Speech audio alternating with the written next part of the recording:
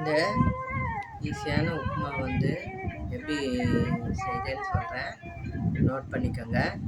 இது வந்து ஒரு டேபிள் ஸ்பூனு எண்ணெய், ஒரு டீஸ்பூனு நெய் போட்டுட்டு கடுகு, உளுத்தம்பருப்பு, கடலைப்பருப்பு போட்டு நல்லா பொரிஞ்சதும் கருவேப்பிலை போட்டுணும். கருவேப்பிலை போட்டுட்டு அதுக்கப்புறம் இஞ்சி துருவல் ஒரு டீஸ்பூன் அளவு போட்டுட்டு பச்சை மிளகா 2 உடச்சி போட்டுட்டு அது கொஞ்சம் வதங்கந்தோம் மஞ்சத்தூள் ஒரு 3/4 டீஸ்பூனு, பெருங்காயம் ஒரு 3/4 டீஸ்பூன் போட்டுட்டு தண்ணியை ஊற்றிடணும்.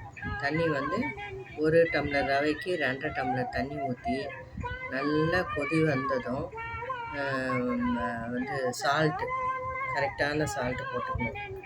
அதுக்கு வந்து ஒரு 3/4 டீஸ்பூன் சால்ட்டு போடுங்க.